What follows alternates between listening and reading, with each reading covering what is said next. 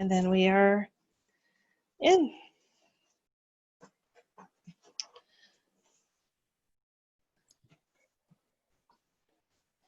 Well, good morning, everyone.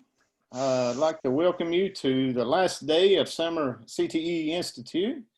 I hope your week has went well. Thank you so much on behalf of myself, and I'll let my friend Designationl introduce herself in a moment, but thank you so much for chiming in and listening to our session. We hope that we can answer some questions here regarding STEM designation. The reason I wanted to share this is because we just came through this as a comprehensive high school. So I just wanted to share my experience with those of you that may be seeking this designation. So maybe reduce the learning curve a little bit, but I am truly honored today having as my shoulder partner Ms. Designationl from Tennessee Department of Education. So Deborah, would you like to speak just a moment? Sure. Thanks, Renny. Welcome, everybody. We're really excited about this session. I am Designationl from the Tennessee Department of Education. I am the Director of K-12 Programs and STEM Initiatives. So really happy to be here and answer all your questions. All right. Thank you so much, Deborah. Well, we'll jump right into the deep end of the pool here.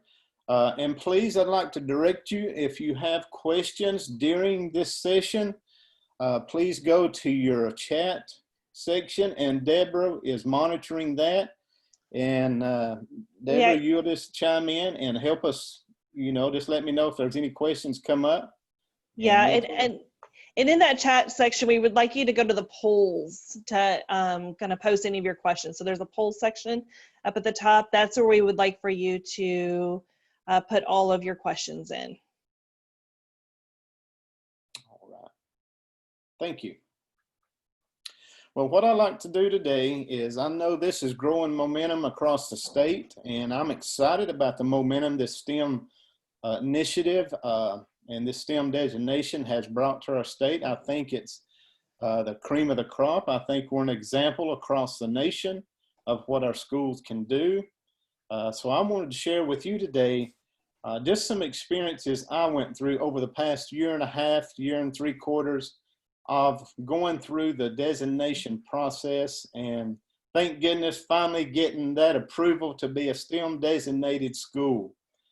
I will tell you it was somewhat of a uncharted water because us being a comprehensive high school was, there were very few people out there that was truly a comprehensive high school, but we did really have some good partners that reached out to help us, and we will be sharing that information later on in this content session. Just to give you an idea of some objectives that we'll look at today is one, we've made it through the introductions, and I wanted to go over the steps for the STEM designation process, the timeline related to the STEM designation process, and let me put a little caveat there. Due to the COVID thing, they have adjusted their timeline and dates and a little bit there, and I will be sharing that updated information that was given to me by Ms. Knoll on it. So I will be sharing that.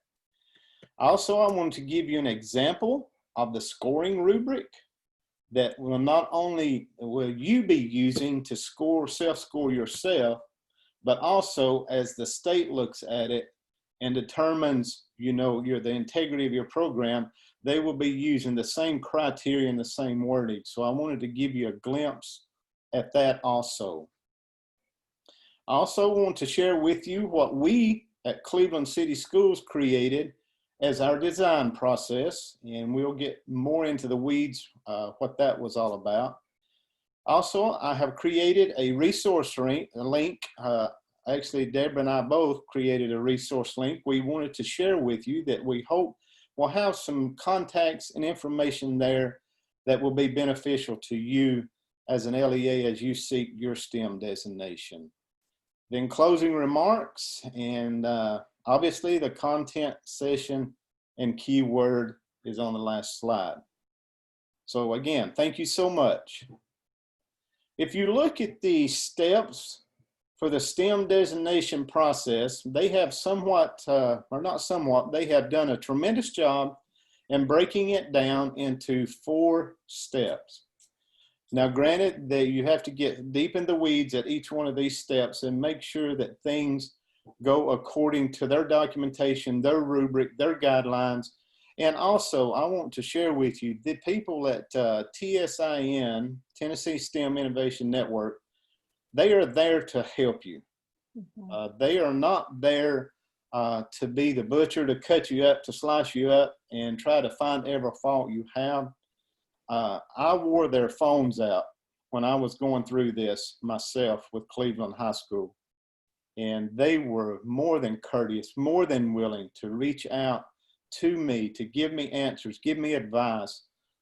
Sometimes I had to have thick skin from the answers they gave me because they want to be honest.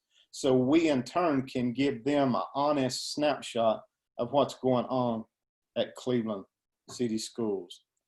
You start out first with what they call a self-assessment. During the self-assessment, you will find out that you are actually taking the rubric and you are looking at the categories, the 4 different categories of the scoring rubric, and trying to determine, in your opinion, where you fall at on that rubric on it, whether it's a 1, 2, 3, or 4, 4 being the highest. Now, I will encourage you to be honest with yourself on the self-scores on it. We ourselves, just to be honest with you, we looked at this to apply for this in the 18-19 school year. But when we went through the self-assessment, we were honest with ourselves and we felt like there was room for opportunity for us to grow and make our application look more appealing to the group from TSIN. So we chose, Cleveland City Schools chose, not to initially apply, but to spend that 18-19 school year prepping our teachers, prepping our community, working with the teachers, working with the students to make sure that we had the proper PDs in set, proper partnerships in the community. So that self-assessment rubric is what brought that to the surface. When I started looking at the criteria of the scoring rubric, I had to be honest with myself and say there's room for growth, there's room for opportunity. So I highly encourage you to download that rubric, put you a team together, go over it, make sure that all departments are represented on your team so you can get various perspectives. I will say that being in CTE, a lot of this STEM designation pedagogy was very much a common language in CTE. But when I started talking to other departments and other academic disciplines, not so much so. There was room for growth there.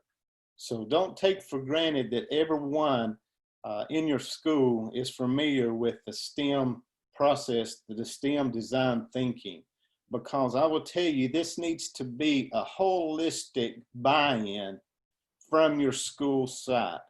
It cannot, it needs to be everyone. It doesn't just need to be the department or one administrator. All teachers, all administrators, and even your central office staff needs to be in on this process.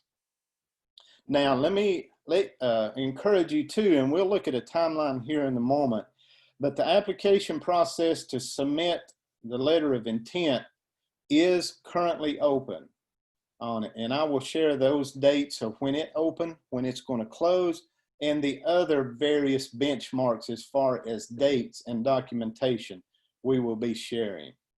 Step 2 is submit your application on it. And they have created a portal for you to take your findings. What we chose to do was pretty much we typed up our findings based on the rubric in a Word document. And then when we opened up the portal to submit our application, then it's pretty much copy and pasting because you've got your evidence there and it's ready to go on it. So the second step is submitting the application. Third step after the state team reviews your application, then at that point, you will also receive phone calls back and forth as far as maybe some recommendations they have or questions they may have for clarification. But a step 3 is a school site visit. And that will be, in our case, it was 2 really polite and professional ladies came in to look at our school. They looked at our facility. They looked at our application. They actually had our STEM designation committee all sat down at a round table, and they went around that table asking them questions based on our responses from the application process.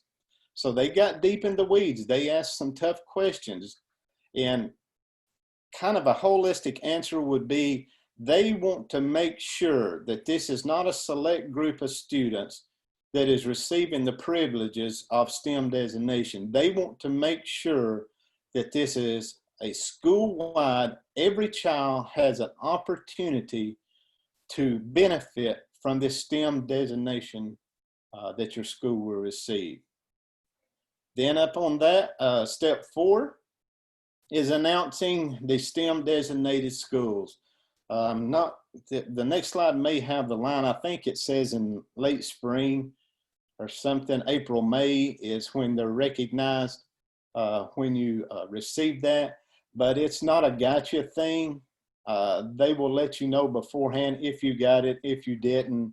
So if you show up for the big bash they have, and in my case, it was in Nashville at Summer Institute or at a spring conference, one of them, that they actually gave us the award. So 4 steps. Now, another thing, you're not out on this limb by yourself. When you reach out and start this process, TSIN they know the network of STEM designated schools that are close to you that may be beneficial to you. And they will sign you and partner you up, or we give you contact info to reach out to those schools so you may visit them, talk to them, pick their brains, because they have worn the same shoes that you're fixing to step into and been there, done that. Now, you're not limited to the ones they sign you. If you know another school that you feel more comfortable with, then so be it on it. But we were assigned schools out of Chattanooga and the Knoxville area, and we found it to be very beneficial. Any questions thus far, Ms. Deborah? No questions right now in the polls. So if you have any questions, go ahead and put that in the poll function on the landing page for the CTE Institute for this session. But I just want to reiterate really quick, Renny, Yes. This process is really, truly is a supported process. And Renny's mentioned this many times, and I just really want to make that very clear. This process is not only supported by the TSIN, but it's very supported by the Tennessee Department of Education. We're here to help you. We're here to assist you, to answer any questions, to provide feedback, to provide examples, to help you meet those attributes within the application. So just kind of want to make that very clear, as well as the whole kind of the COVID situation that we have this year. Renny will probably touch on this here in a little bit, but there is some modifications to allow schools to go ahead and apply for and receive STEM school designation, even in a virtual environment. So I'm sure we'll touch on that in a little bit later, but that may be a pressing question. I'll hand it back to you, Renny. We're losing your volume, Deborah.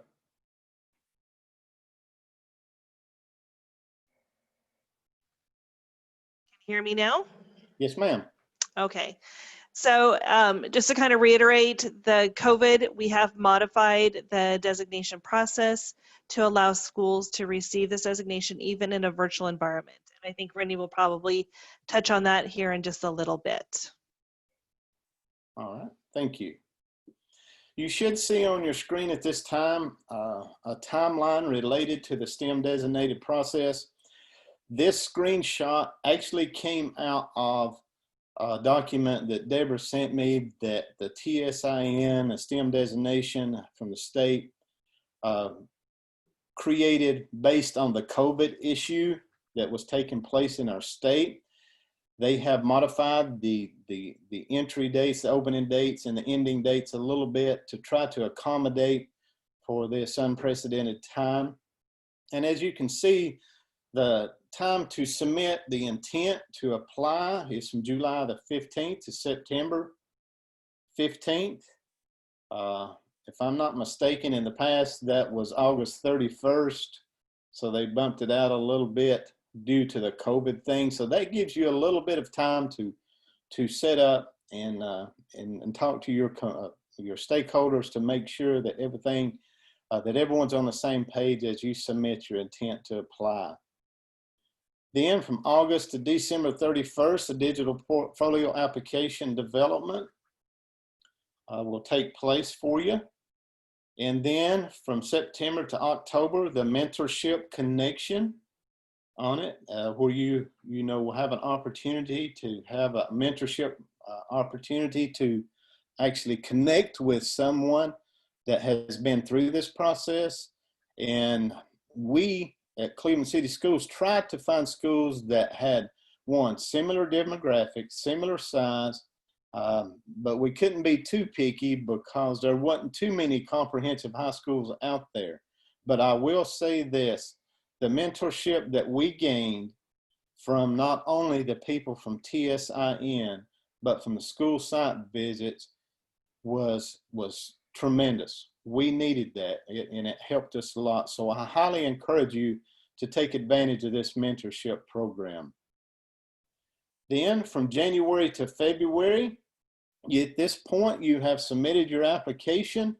Then they will start their review process, getting deep in the weeds of the criteria that you submitted or the information you submitted based on the criteria of the rubric.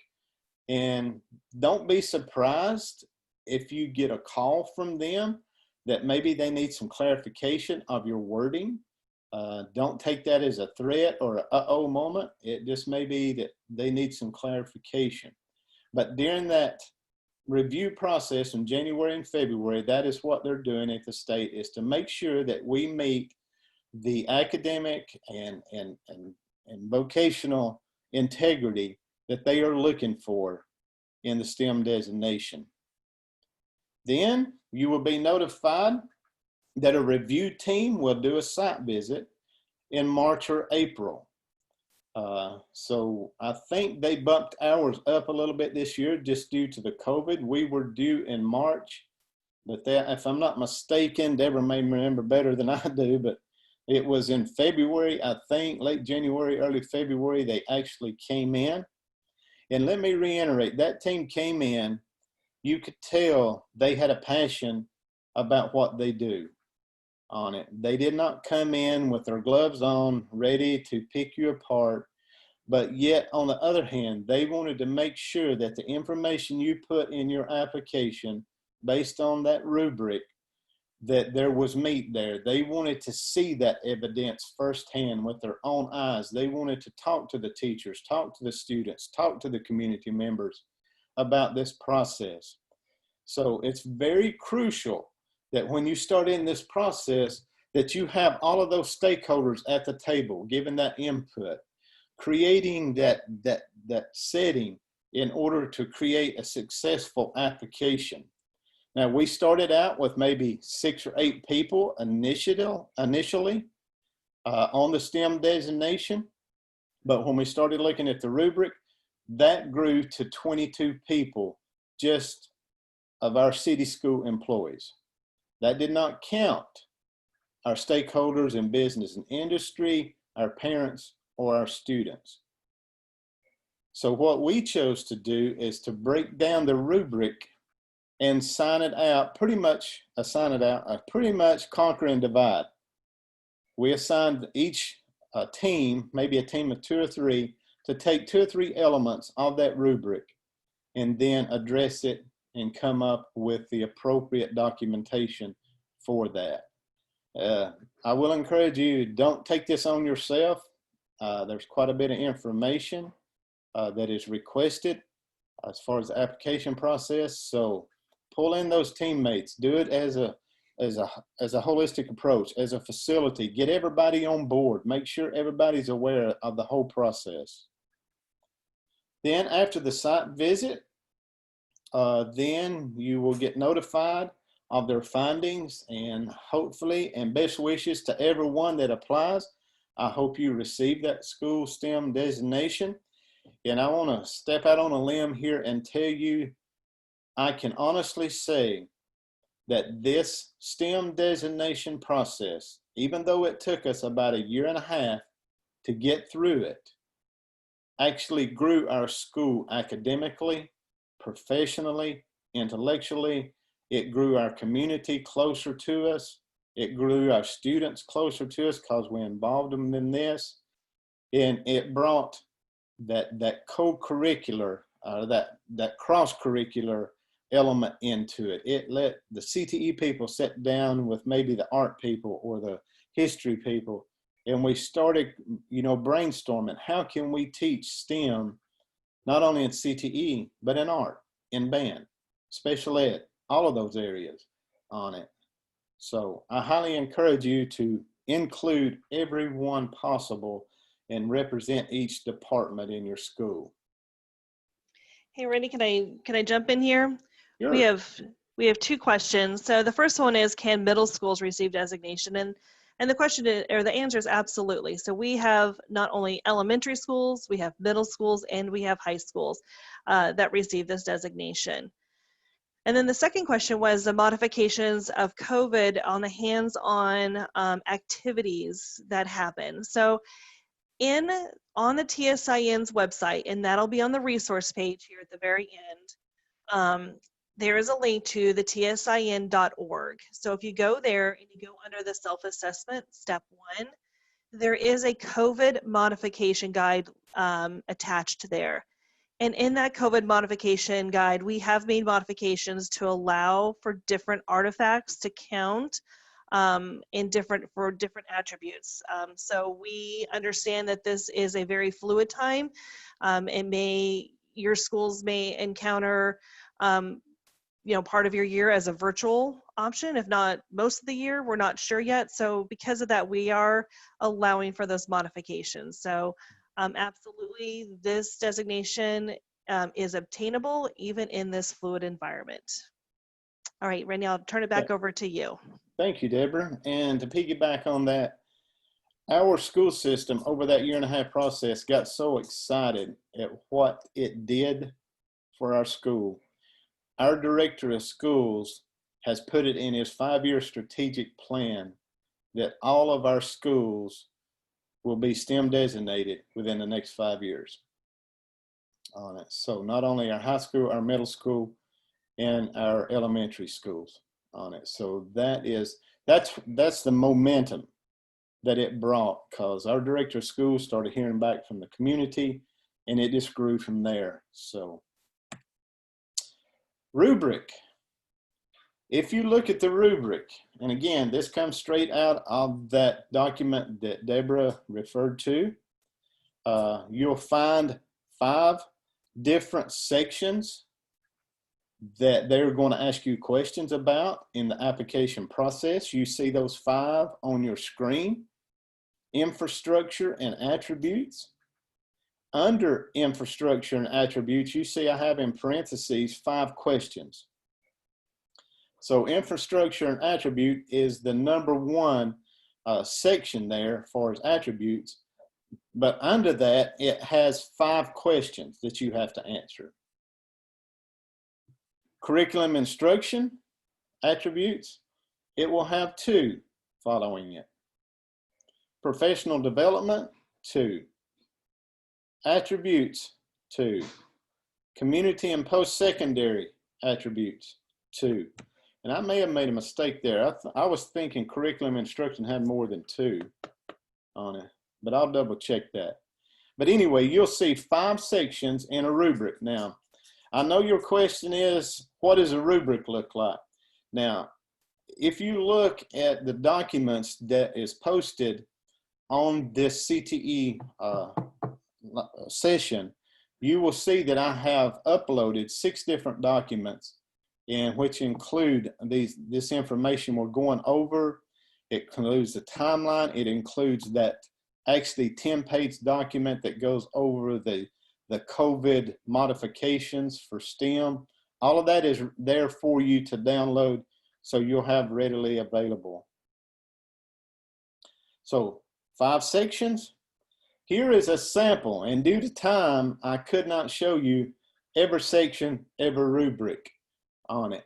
This particular one is professional development, as you see at the top left in the greenish shaded area, and it tells you what they're looking for in that shaded area. Now, this being professional development, which is the 3rd attribute, and then the first question, or the first element, you'll see there under the attribute vertical column, 3.1. Okay? And then this is what you will see when you start self-scoring yourself. You will take what is stated in the green section, and then you will self-score yourself based on the information you have that is relevant and in place and active in your specific school at that time. Not what you wish it would be. The self-assessment is right now, what does it look like on it?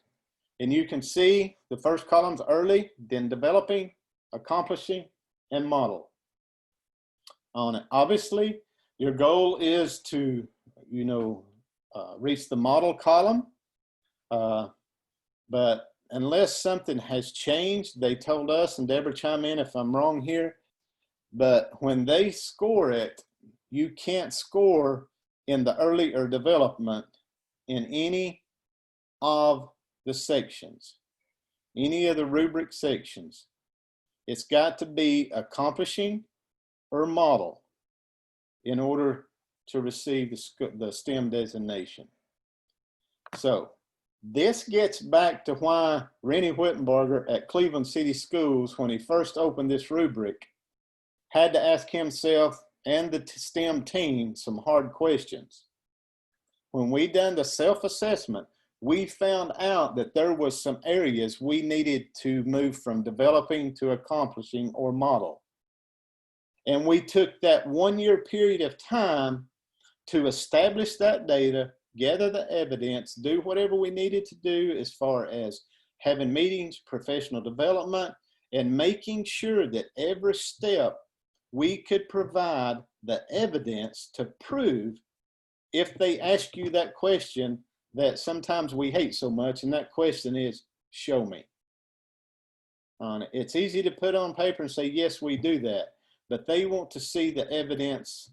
And for instance, like when you have meetings with your STEM designation team at school or your community and post-secondary partners, minutes, agenda, sign in on it, things like that. They want to see the evidence of that on it. So be honest with yourself and don't beat yourself up if you score in the earlier in development. See it as an opportunity. That's an opportunity not only for you to grow, but your whole school to grow. And as you move and shift toward the accomplishing and model columns. Anything else you want to add there, Ms. Deborah? Yes, so you're absolutely right. You have to score in the accomplishing and the model, but you have to score 90% in the model kind of place. So we do take an average of those, but it mainly needs to be in that model column there. Okay. Any questions you're seeing, Deborah, on the example of the rubric here?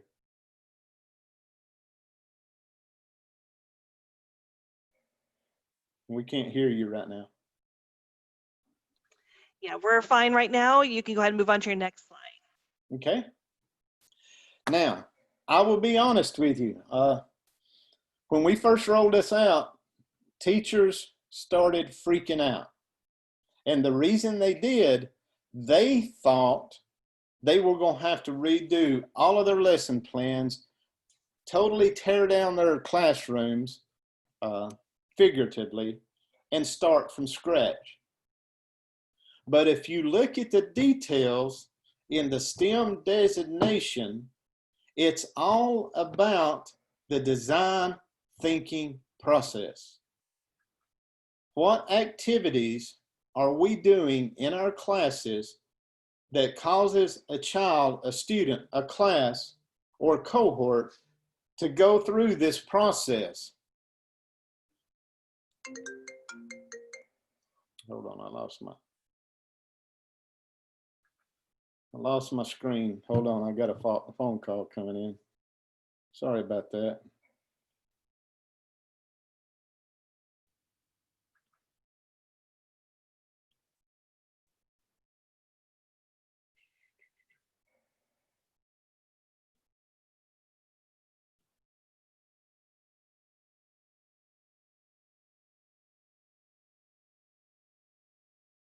Deborah, you're going to have to put me back over where I can present again. Okay.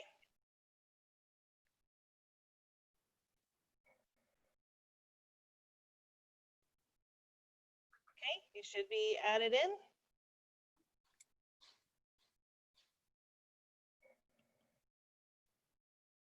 Can you see that screen, Deborah? Yes, I can. Okay. All right. Like I said, teachers had a tendency to get upset because they thought we were shaking the apple cart on it. And so this is how we at Cleveland City Schools chose to do this. When we understood that the STEM designation process was all about getting the students to think through a problem, work through the various steps to identify maybe multiple solutions, brainstorm it out with their team, create some models, test it, try it, break it, do whatever they can do to come up with a solution. Then we at Cleveland City Schools decided, or we created this graph you see on the screen currently. This is specific to Cleveland. There's all kind of this stuff on the internet, but we chose to create something that was specific to what we felt like best fit our school and community culture. So this is what we come up with.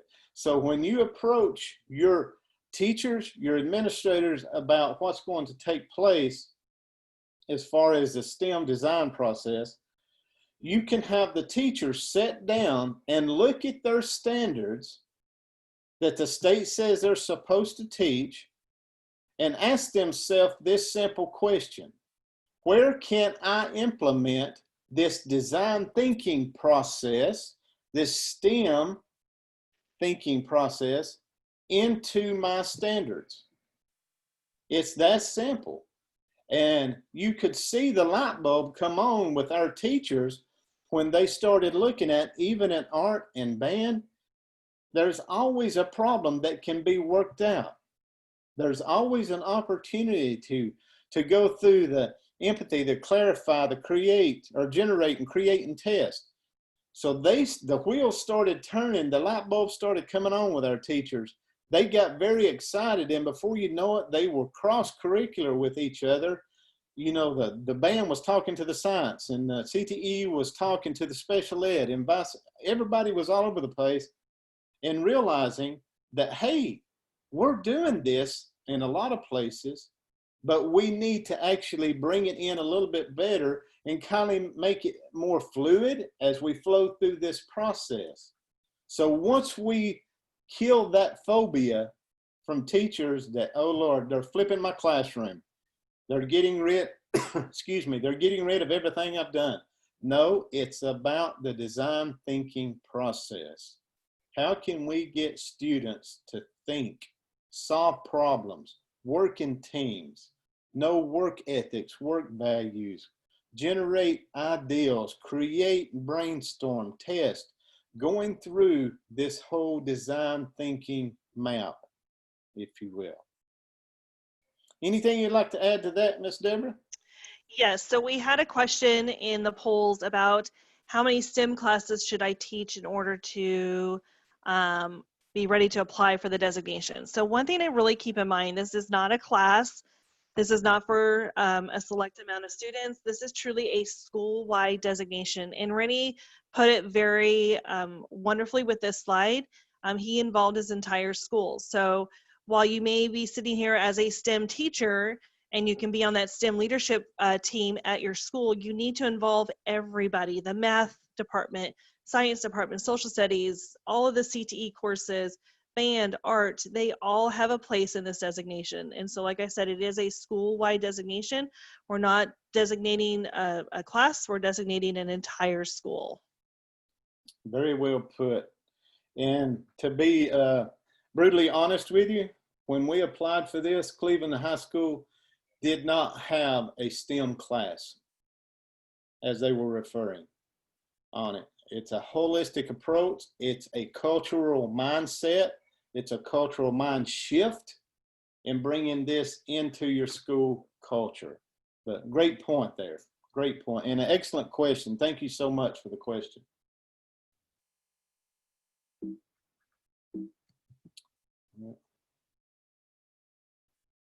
Here is some resource links that Deborah and I wanted to share with you.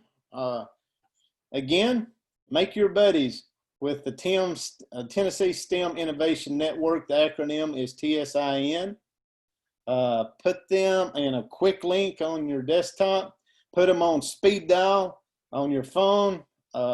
They are there to help you. The lady I specifically dealt with a lot was Brandy Stroker.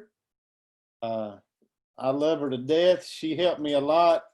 She'd bust my chops just out of fun, but she was very down to earth, very open, very honest, extremely helpful.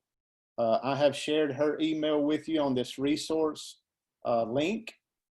Also, skipped one there, the STEM Designation COVID Modification Guide for 2021. And I put that date in there because we don't know what's going to happen after the 2021 school year. But it is not only linked in this PDF that you see on the PowerPoint, but this document has been shared with you in the files on this portal, so you can get to them. Also, Brandy Stroker has been shared with you on there. And obviously, Deborah, I know that she has always been a rock star when it comes to the STEM in her role at the Tennessee Department of Education. So the best time to call her is like 1 o'clock in the morning. She loves those calls on it. No, I'm just joking. But Deborah is always there, willing to help, assist, guide in any shape, form, or fashion. And she too is a rock star and was very, very beneficial for us.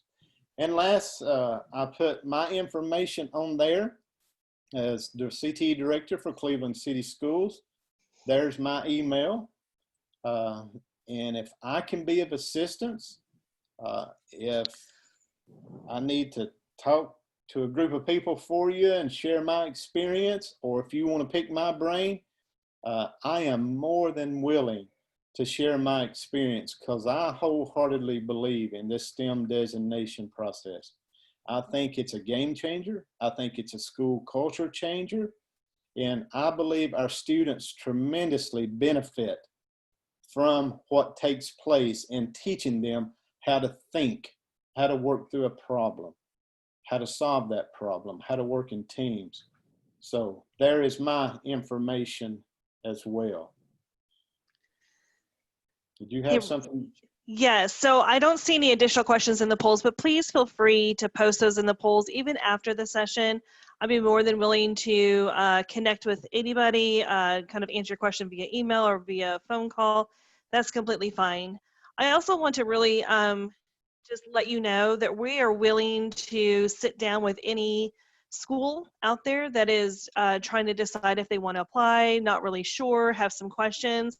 The TSIN Brandy Stroker and myself have traveled to many school districts, had a lot of conversations with school leadership teams, with STEM teams, to see if they're ready for the process or even during the process. So just know that this is a very supported process.